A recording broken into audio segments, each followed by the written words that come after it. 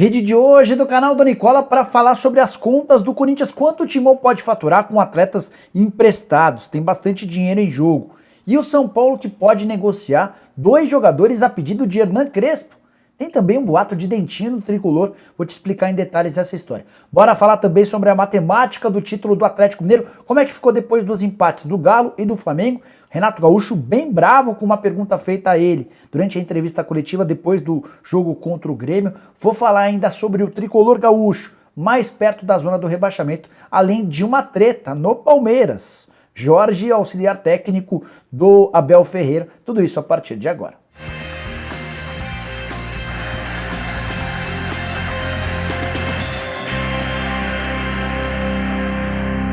Fala aí pessoal, sou o Jorge Nicola, bem-vindos a mais um vídeo do canal, legal ter vocês por aqui. Antes de começar a contar as informações, deixa eu só me apresentar, jornalista esportivo, e criei esse canal para deixar vocês todos super bem informados sobre as coisas da bola. Quer saber sobre mercado de transferências, bastidores, finanças? Não esquece de se inscrever no canal, aproveita e também ativa as notificações para ser avisado toda vez que a gente fizer vídeo novo ou live. Tem programa do Nicola de segunda a sexta-feira. O programa de hoje começa assim que a bola parar de rolar para os jogos do Campeonato Brasileiro. Por volta de 11h20 da noite estaremos por aqui, beleza? Bom, bora começar o vídeo contando que ele tem um oferecimento de 1xBet, a casa de apostas esportivas que é parceira de Liverpool, Chelsea, Barcelona, entre vários outros grandes clubes do mundo.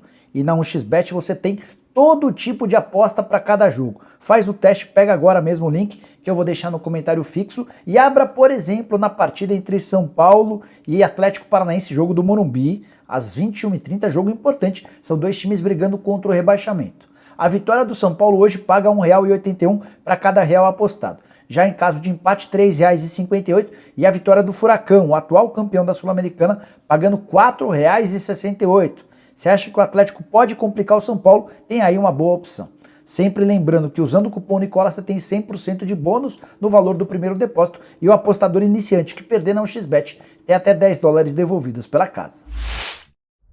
Bora começar o vídeo falando sobre a situação dramática do Grêmio que só empatou com o Flamengo 2-2. O Flamengo com o time reserva chegou a abrir 2-0 com 2 gols de Vitinho, mas o Grêmio com um jogador a menos, o Jonathan Robert havia sido expulso, conseguiu até de forma heróica o empate. Primeiro gol do Borja, o segundo gol do Ferreira, o tricolor gaúcho quase virou, mas acabou ficando em 2-2 mesmo. Com o resultado, o Grêmio se manteve em 18º lugar, 36 pontos conquistados. O Bahia é o primeiro time acima do Grêmio, ainda na zona do rebaixamento com 37 pontos. O Bahia tem um jogo a menos do que o tricolor gaúcho. Já o Juventude, que é o primeiro time fora do Z4, tem 40 pontos. Ou seja, o Grêmio está a 4 pontos do primeiro time fora da zona. Próximos jogos do tricolor gaúcho. Pega o Bahia na sexta-feira fora de casa, o São Paulo na outra quinta-feira em casa, além do Corinthians fora e o Atlético Mineiro em casa. O Grêmio vai precisar de pelo menos 3 vitórias nesses 4 jogos para escapar do risco de rebaixamento. De acordo com o matemático Tristão Garcia, a chance de queda é de 83%. Chape já caiu, o Sport tem 97% e o Bahia aparece com 45%. Você pode estar se perguntando sobre os outros clubes. Juventude 27% de chance de cair, Atlético Goianiense 20%, São Paulo 7%, Atlético Paranaense 9%, Santos 8% e o Cuiabá 4%. Quero falar agora sobre o outro lado desse jogo. O Renato Gaúcho, técnico do Flamengo, foi bem cornetado pelo torcedor do Flamengo por causa da vantagem de 2-0 com um jogador a mais. O Flamengo começou a recuar, começou a dar espaços. A entrada do Pires da Mota não foi muito bem compreendida pelo torcedor rubro-negro. E na entrevista coletiva pós-jogo, perguntaram ao Renato Gaúcho se o time não acabou afrouxando, permitindo ao Grêmio o empate. Vocês sabem da relação do Renato Gaúcho com o tricolor gaúcho, no caso. Tem até uma estátua para ele. Ele é o maior ídolo como atleta e também o maior ídolo como treinador. Renato Gaúcho ficou bem bravo com a pergunta e respondeu da seguinte maneira, abre aspas: olha, esse é o tipo de pergunta que me ofende. Temos que tomar cuidado. Você, no caso, está desrespeitando o profissional, no caso eu. Agora eu volto a repetir, é uma pergunta que ofende qualquer profissional. Difícil ver o Renato desconcertado assim ou chateado. Ele é o tipo do cara, boa praça, que está sempre com uma sacada tentando quebrar aqueles que fazem perguntas e tal. Renato ficou bem ofendido. De fato, acho que houve um exagero, né? Não dá para questionar a ética profissional do Renato Gaúcho. Ele não entregaria, até porque se o Flamengo vencesse, ele diminuiria a distância em relação ao Atlético. Daqui a pouco eu conto sobre a briga pelo título do Campeonato Brasileiro. Antes de fechar, só duas boas notícias para o Flamengo. O Arrascaeta jogou por quase 35 minutos, ele está já em fase final de recuperação de ritmo de jogo e a dúvida é se ele será titular ou não no sábado contra o Palmeiras. Outra informação importante diz respeito ao Pedro, centroavante que havia passado por uma artroscopia e voltou aos campos nessa terça-feira e esteve em 20 minutos dentro de campo. Bora falar agora sobre o outro jogo importante dessa terça-feira, empate em 2-2 do Palmeiras contra o Atlético Mineiro. O Palmeiras tem duas coisas importantes para serem ditas. A primeira delas, a treta entre o lateral esquerdo Jorge e o auxiliar técnico do Abel Ferreira, o João Martins. O Abel estava suspenso e foi o João Martins quem comandou o time. Aos 26 minutos do segundo tempo, o João decidiu tirar o Jorge de campo e colocou o Vitor Luiz. Vitor Luiz que inclusive perdeu um gol feito quando o jogo estava 2-2, era a chance de o Palmeiras fazer o 3-2. Mas, em relação ao Jorge, a grande imagem do dia foi o Jorge sendo substituído e deixando o campo bem bravo, chutando copo, reclamando. O João Martins não gostou e foi atrás do Jorge. E aí dá até para ver a imagem do Jorge sentado e o João Martins batendo na parede do banco de reservas, não aceitando os protestos do lateral esquerdo. Para sorte do torcedor palmeirense, assim que o jogo acabou, o Jorge procurou o João Martins, os dois se desculparam e ainda dentro de campo, depois da partida, o assunto estava resolvido. O próprio João chegou a falar da seguinte maneira, abre aspas, são coisas que não gostamos que aconteçam, mas se resolve dentro do grupo de trabalho. Logo resolvemos, o Jorge é 5 estrelas enquanto homem e resolvemos lá dentro. Ele se desculpou, eu também me desculpei pelo comportamento. Já está resolvido, todos os seres humanos temos sentimento, faz parte. Outro ponto importante desse empate em 2-2. Palmeiras fez bom jogo, mesmo com o time em reserva. Flamengo e Palmeiras entraram com times completamente reservas. E o Palmeiras, que havia dado um vexame jogando com as reservas diante do São Paulo, dessa vez se comportou bem, esteve na frente em boa parte do jogo, tinha a oportunidade de sair com os 3 pontos. O Palmeiras chegou a fazer 1-0, tomou o gol de empate, o Palmeiras fez 2-1, tomou o gol do empate. Já contei a respeito do gol desperdiçado pelo Vitor Luiz, que poderia ser o gol do 3-2. Mas os dirigentes palmeirenses reclamaram de mais da arbitragem. Tudo por causa do gol do Hulk, o gol do 2-2. Hulk chuta de fora da área e o Nacho desvia, ou melhor, o Nacho tira o corpo, permitindo que a bola passasse por ele sem encostar no Nacho e enganasse o goleiro Jailson. O Palmeiras, depois do jogo, soltou um vídeo através de suas redes sociais, faltando ou reclamando da falta de credibilidade e de padrão das arbitragens brasileiras. Nesse vídeo o Palmeiras mostra o gol do Iago do Fluminense contra o próprio Palmeiras, em que o Casares, em posição de impedimento abaixo, o árbitro não anula o gol, mostra esse gol do Hulk com o Nacho claramente em posição de impedimento. O Nacho, na teoria, pode ter a avaliação de que participou da jogada, atrapalhou o Jailson. Já o Palmeiras, no jogo contra o Fortaleza, num chute de fora da área do Patrick de Paula, o Gustavo Gomes, atuando como um atacante em posição de impedimento, ele também faz a menção de que vai a bola, não encosta na bola e o árbitro anula o gol. Ou seja, dos 3 lances parecidos, o único que teve o gol anulado foi do Palmeiras. Verdão que agora vai pensar única e exclusivamente na final da Libertadores da América, jogo marcado para o próximo sábado. Quero falar agora sobre o Atlético Mineiro e as chances de ser campeão. Quando é que o Galo vai poder comemorar? Não será no domingo. O Atlético Mineiro precisava ter vencido o Palmeiras e contado com o tropeço do Flamengo. Esse tropeço até aconteceu, o Flávio ficou no 2-2, mas o Atlético precisaria ter vencido. Dessa maneira, a distância entre os dois times se manteve em 8 pontos.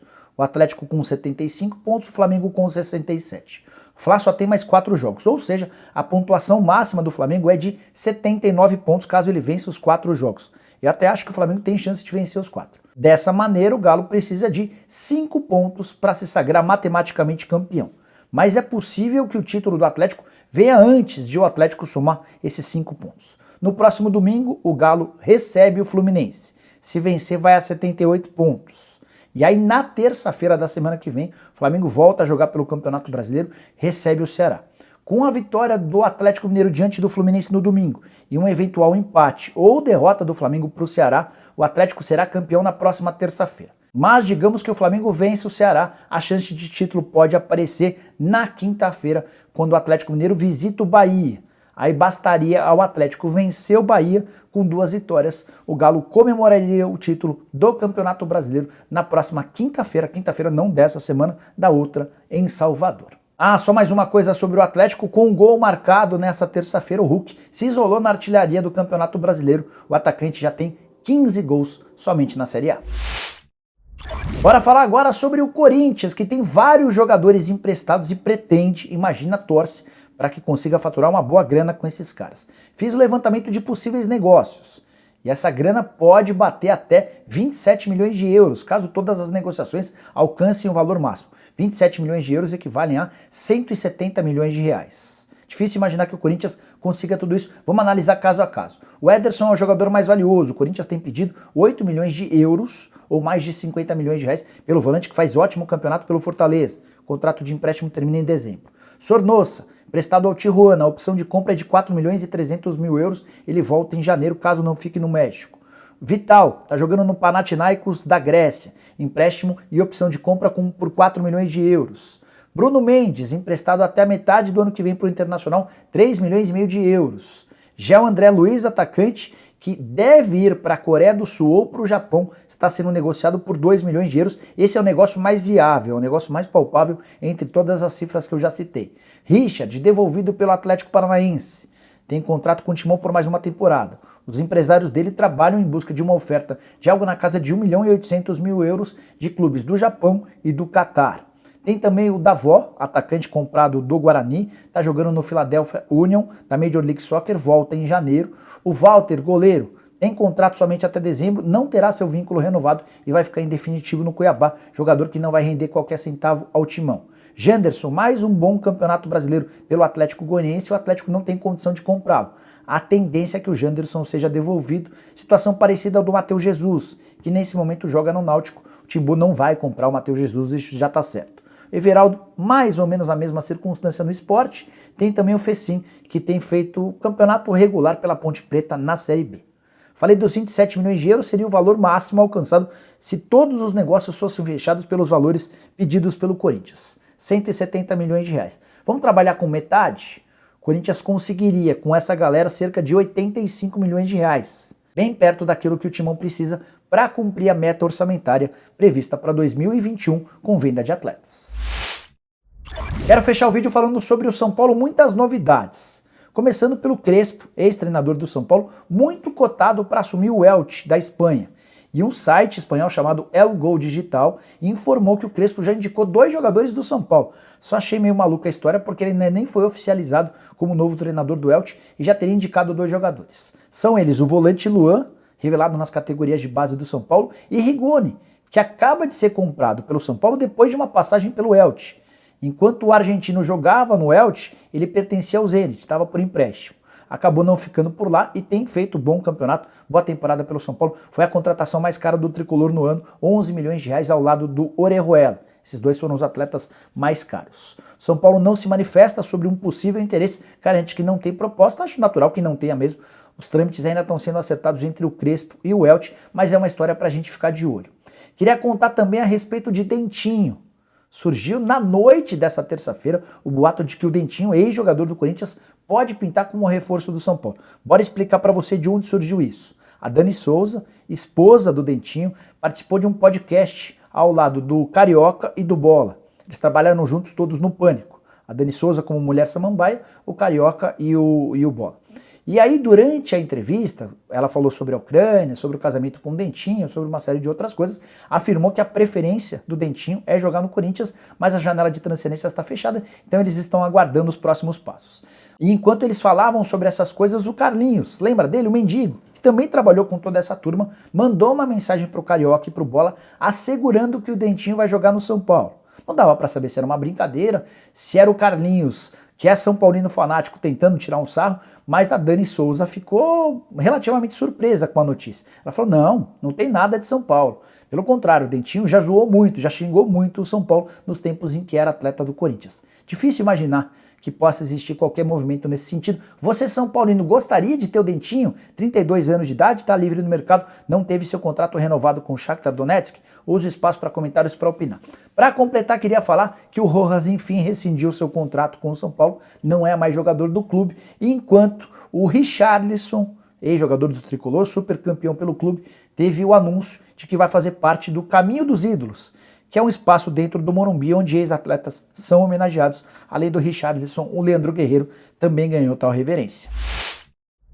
Bom, pessoal, eram todas essas as informações que eu queria dividir com vocês no vídeo de hoje do canal do Nicola. Quem curtiu, não esquece de deixar like, de se inscrever no canal, aquela coisa toda. A gente se vê nessa quarta. Tem vídeo às 9, tem vídeo no meio da tarde, programa depois que a bola parar de rolar. Ah, só mais uma coisa importante. Não se esquece de se inscrever no canal de cortes do Nicola.